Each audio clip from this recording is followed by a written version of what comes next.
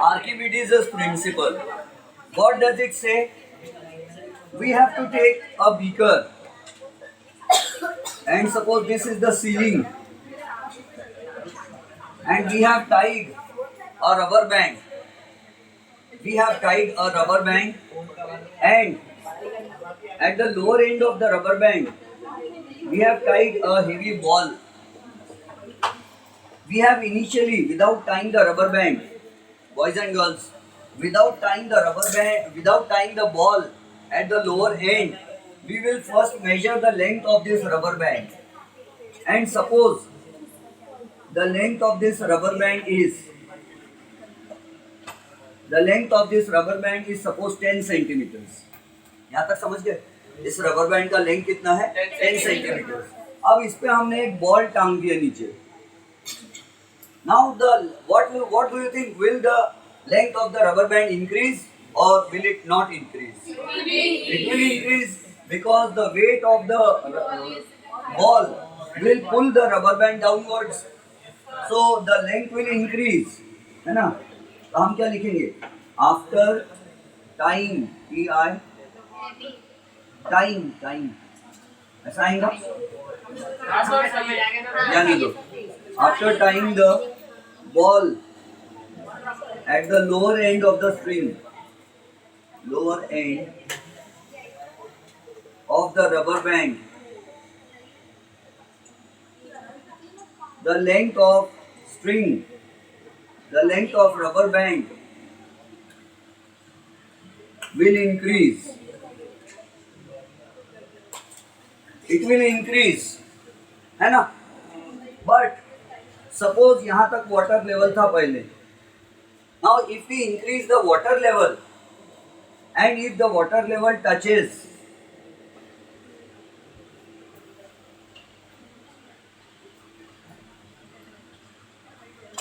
if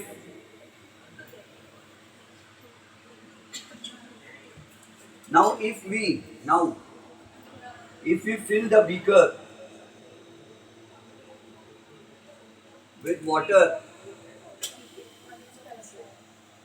to the brim यानी full level तक पानी भर दिए, what will happen?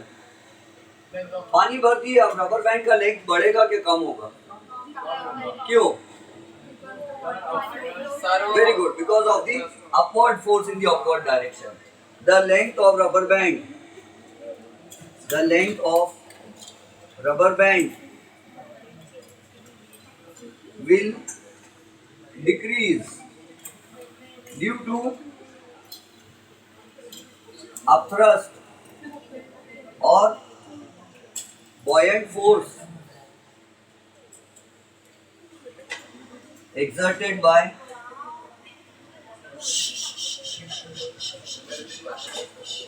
water. Due to the upward force exerted by water, the rubber band will now decrease in length. Rubber band का length कम हो जाएगा क्योंकि upthrust मिला है. The weight of the ball is supported by the upthrust, so that's why the length will decrease. अब ऐसा क्यों होता है और अपथ्रस्ट कितना मिला होगा ये हमको नहीं मालूम. We don't know how much upthrust was given by water. तो ये अपथ्रस्ट पता करने के लिए हमको आर्किमिडीज का प्रिंसिपल समझना होगा. एंड जैसा कि कल मैंने कहा, Archimedes was told by the emperor to find out the mass of the percentage of gold in his crown, and Archimedes found it very difficult to calculate the mass of gold, the percentage of gold in the emperor's crown. And coincidentally, by chance, he lied down on water in the bathtub, and the water overflowed from the bathtub. And as I told, as the story goes, he ran Archimedes ran in his natural dress, calling Eureka, Eureka, Eureka. Means he said that he had found it. He had found how to find the percentage of gold in the king's crown. Sir. Sir.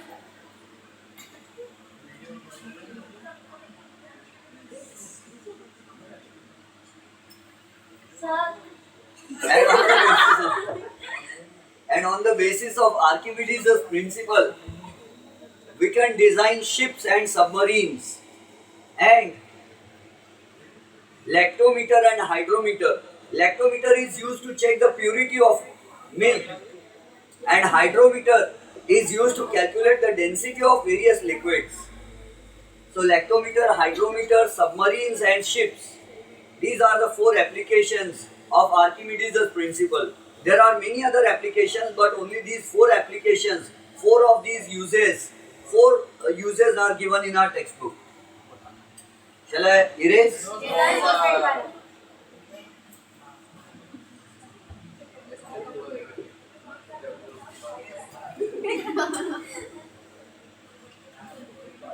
Yes, sir. नहीं sir मत पिटाओ। वो पागल है पूरी बात। कौन है पागल? आदित्य। मैं आपको बोल रहा हूँ। बिठा दो। नहीं सर मत। Yes, sir. सर बिठा दो सर। आने के बाद चलिए जल्दी जल्दी। हाँ, तो अब हम पहले क्या करेंगे? पहले प्रिंसिपल समझेंगे, then we will write his principle. तो see, we take a beaker. ओ, हाँ, लक्स। We take a beaker and we fill the beaker. The beaker has a pipe, horizontal pipe, at a particular certain level, and we fill water in it. हमने इसमें यहाँ तक पानी भर दिया, ठीक है?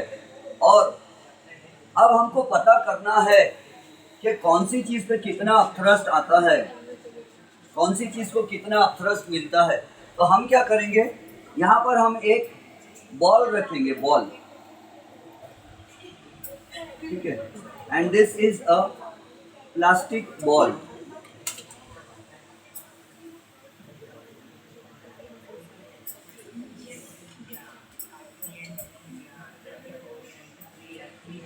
दिखता है कि ये this is a plastic ball. ये एक प्लास्टिक बॉल है जो हमने पानी के ऊपर रख दिया, ठीक है? What do you think? Will the plastic ball sink in water or not? No. Generally, we see that plastic balls do not sink in water. Why does it not sink? और हमने देखा, suppose the weight of the plastic ball. मान लो wait, plastic ball का wait है 50 Newton, and हम पढ़े लिखे लोग हैं, है ना? We know weight is measured in newton and mass is measured in kilograms. Weight का फॉर्मूला मालूम है ना? समझा चुका हूँ मैं। Weight is M into G. तो G is 9.8 on the surface of the earth, we take it to be 9.8 metre per second square. और इसको कितने तो भी नंबर से मल्टीप्लाई किए, जितनी वैल्यू से, तो 50 आ गया suppose. So how much is the weight of the plastic ball? 50 Newton. अब इसको अपथ्रस्ट 50 से ज्यादा मिल रहा होगा या कम मिल रहा होगा या इक्वल मिल रहा होगा? तो ये प्लास्टिक बॉल जो है डूब रहा है क्या? नहीं। इसका मतलब जरूर इसको अपथ्रस्ट ज्यादा मिल रहा होगा। ग्रेविटेशनल वेट का डायरेक्शन किधर होता है? डाउनवर्ड, है ना? और पे हमको यही दिखता है, weight acts in the vertically downward direction and weight tries to push the objects in the downward direction. लेकिन ये डाउनवर्ड में जा रहा है क्या? नहीं। इसका मतलब जरूर कोई ना कोई फोर्स इसको ऊपर धकेल रहा है, और हमको पता है वो फोर्स जो है वो buoyant फोर्स है। That force is called buoyant force और it is also called upthrust. तो we know upthrust इसको ऊपर धक्का दे रहा है, इसीलिए डूब रहा नहीं। तो अपथ्रस्ट 50 न्यूटन से ज्यादा। अपथ्रस्ट क्या है? ये भी एक फोर्स है। Perpendicular force in the upward direction exerted by water is upthrust यहाँ पर। तो upthrust भी क्या है? एक फोर्स है, इसका भी यूनिट क्या होगा? न्यूटन। तो ये भी जरूर 50 न्यूटन से ज्यादा होगा। अब हमको कैसे पता कि ये 50 न्यूटन होगा या उससे ज्यादा होगा? लेट अस सी। तो जैसे ही बॉल को हम पानी में रखेंगे तो water level will increase. Ball को जैसे ही हम पानी के सरफेस पर रखेंगे the water level will rise and the excess of water will come from this pipe and will go into this container. This excess of water will go into this container and we will now measure the weight of this water. हम इस water का wait गिनेंगे और इस water का जितना wait रहेगा, weight of water in the container will be equal to upthrust. कितना upthrust मिलेगा ये किसने बताया? आर्किमिडीज ने बताया कि यहाँ जो पानी जमा हुआ ओवरफ्लो होने के कारण ये बीकर में का वाटर ओवरफ्लो हुआ और ओवरफ्लो के टाइम में आ गया कंटेनर में। The water from this beaker overflowed. This is the beaker. The water from the beaker overflowed and it came into this smaller container. So the weight, we will measure the weight of this water. ये जो water container में जमा हुआ हम इसका wait गिनेंगे और इसका जितना वेट आएगा हम समझ जाएंगे उतना ही अपथ्रस्ट मिला है। और अगर हम इस वाटर का वेट मेजर करते हैं तो हमको क्या पता चलेगा मालूम है? The weight of the water will be more than 50 Newton. और वेट कैसे गिनेंगे? तो वेट गिनने की मशीन लेके आएंगे हम।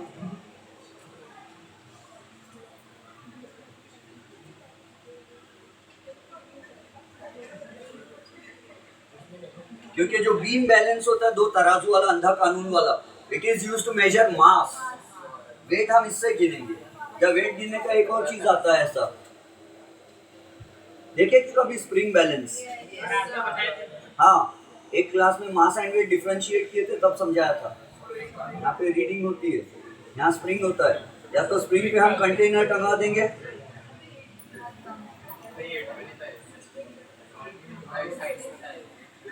और इससे वेट गिन लेंगे ऐसा, ये रीडिंग बता देंगे यहाँ पर, या तो वेइंग मशीन के ऊपर रख देंगे।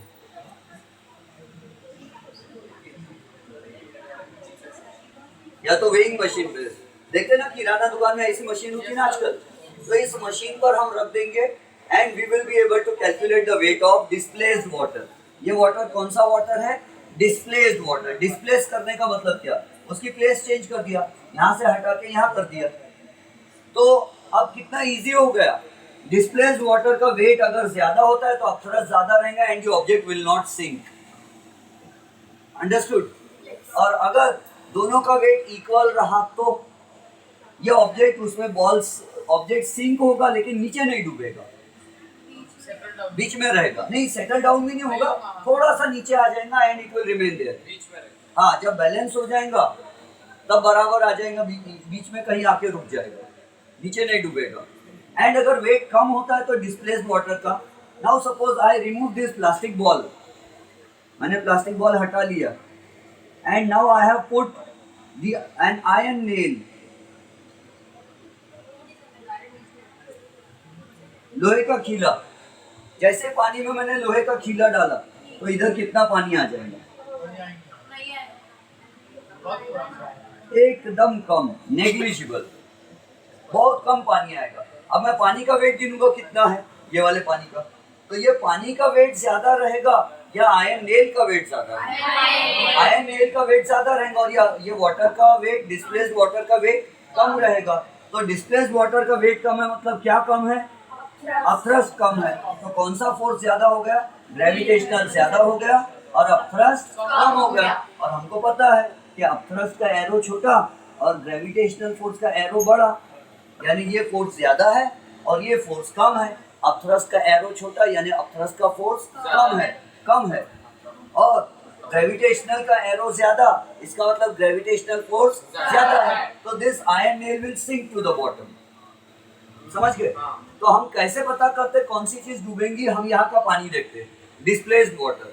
अगर डिस्प्लेस्ड वाटर का वेट ऑब्जेक्ट के वेट से ज्यादा रहा तो फ्लोट होगा, और इक्वल रहा तो अंदर डूब के वैसे ही रहेगा। और अगर डिस्प्लेस्ड वाटर का वेट कम है और ऑब्जेक्ट का वेट ज्यादा है तो सेटल डाउन हो जाए। समझ गए? अब इसको लिख लेते हैं। पक्का समझ गया? Yes sir. आर्किमिडीज के न्यूमेरिकल्स दिए क्या टेक्स्ट बुक में? नहीं। इसके न्यूमेरिकल देंगे तो क्या दे सकते हैं? मैं देखता हूँ, गोल्डन गाइड दे दो मुझे। आई विल सी, अगर न्यूमेरिकल क्वेश्चंस दिए होंगे तो we will solve extra numerical questions to understand the concept in a better manner.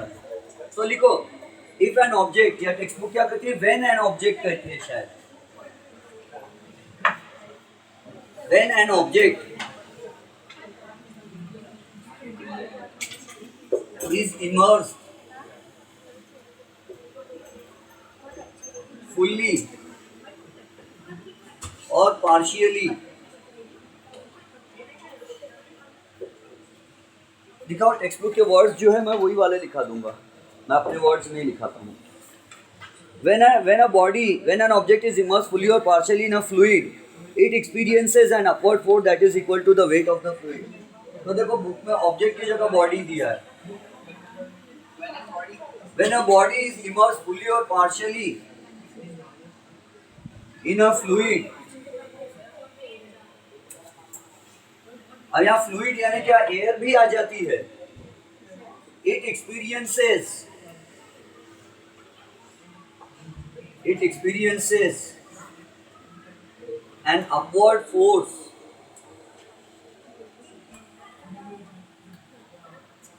जिसको हम कहते हैं buoyant force or upthrust,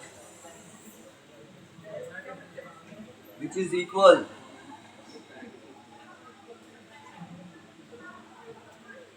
to the weight of the fluid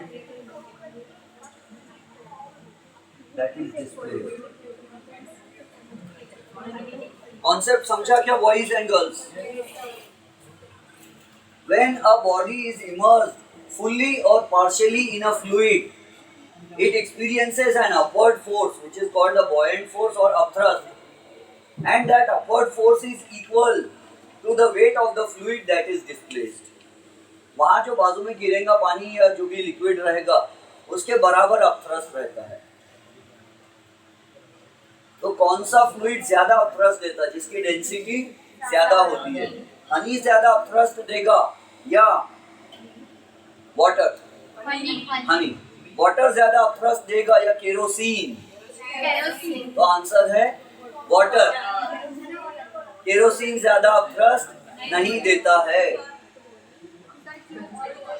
क्योंकि केरोसिन, अब एक नया कॉन्सेप्ट का जन्म हो जाएगा फिर, सरफेस टेंशन।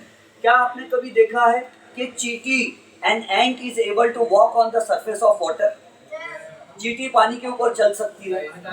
हाँ चल सकती है। ट्राई करो कभी, एक आध चींटी को पकड़ के पानी पे डाल दो ग्लास के ऊपर। नहीं, नहीं मरेंगी, बिल्कुल भी नहीं मरेंगी।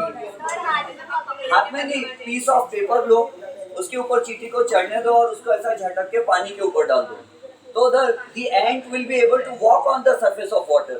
बड़े बड़े जो संत महात्मा और बड़े बड़े वली है ना, जो लोग गुरु होते, धार्मिक गुरु, वो पानी पे नहीं चल सकते, लेकिन चींटी चल के दिखा देती है। इतना बड़ी तपस्या करने के बाद हम नहीं चल सकते पानी पर, है ना, लेकिन चींटी आराम से चल देती है। ऐसा क्यों? चींटी की डेंसिटी, चींटी का मास कम है। अच्छा, क्या पानी में भी कोई ऐसी क्वालिटी होंगी जिससे अपथ्रस्ट ज्यादा मिलता है? हाँ, ये भी बात सही है। डेड बॉडी वाटर में फ्लोट होती है। तो हम क्या करेंगे? एक जिंदा आदमी को लेके आएंगे हम। We will bring a living body and we will put the living body in this beaker. Suppose this is a very big beaker. और जिंदा आदमी को इसमें डुबाएंगे तो इधर वाटर डिस्प्लेस ज्यादा होगा, और लाश को डुबाएंगे तो कम वाटर डिस्प्लेस होगा, है ना। और कम वाटर डिस्प्लेस क्यों होगा लाश में? क्योंकि जो जिसकी डेथ हो जाती है तो उसके बॉडी में ऑक्सीजन जाना बंद हो जाती है। तो उसके बॉडी में ऑक्सीजन जाना बंद हो जाती है तो उसकी बॉडी सड़ना चालू हो जाती है। The body starts decomposing and various decomposition reactions take place in the dead body, and that decomposition reactions give rise to various gases, and these gases get collected in the dead body, and because of those gases collected in the dead body it floats on the surface of water. Meaning समझ गए? Dead body में